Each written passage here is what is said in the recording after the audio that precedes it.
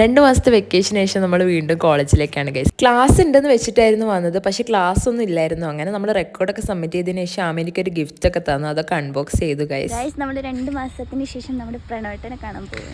ആ നടന്നു വരുന്നതാണ് ഗൈസ് പ്രണവ്. കണ്ടു ഗൈസ് പ്രണവേട്ടനെ. ഗൈസിനെ ട്രോളാണ് ഗൈസ് ഇവിടെ ഇരുന്നിട്ട്. അവിടെ കുറെ മാങ്ങയൊക്കെ ഉണ്ടായിരുന്നു ഗൈസ്. അങ്ങനെ ആമ അതൊക്കെ കഴിക്കാനുള്ള പ്ലാനിലാണ്. അങ്ങനെ അവിടെ നിന്ന് നമ്മൾ ചാച്ചക്ക് കൊടുത്ത് ഇറങ്ങിയതിന് ശേഷം നമുക്ക് ഫുഡ് കഴിക്കാനാണ് പോയത്.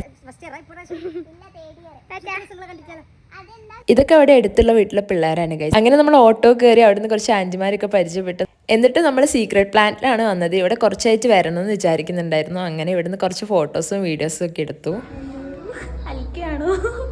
അങ്ങനെ അവിടുന്ന് കുറച്ച് എക്സ്പ്രഷൻസ് ഒക്കെ ഇട്ടതിന് ശേഷം നമ്മൾ നേരെ സ്ക്രീൻ കാർഡ് ഒട്ടിക്കാനാണ് പോയത്. എന്നിട്ട് നമ്മൾ നേരെ ടിക്കറ്റ് ഒക്കെ എടുത്തിട്ട് നമ്മൾ ചുമ്മാ മാക്സിലൊക്കെ കറങ്ങി. കുറച്ച് നേരത്തെ ആയിരുന്നു നമ്മൾ എത്തിയത്, അതുകൊണ്ട് തന്നെ ടൈം ഉണ്ടായിരുന്നു. അങ്ങനെ നമ്മൾ ഫുഡൊക്കെ കഴിച്ച് കഴിഞ്ഞിട്ട് നമ്മൾ നേരെ സിനിമയ്ക്കാണ് പോയത്. നരിവേട്ടയായിരുന്നു മൂവി. അപ്പം എന്തൊക്കെ എത്രയുള്ളൂ. Thank you for watching.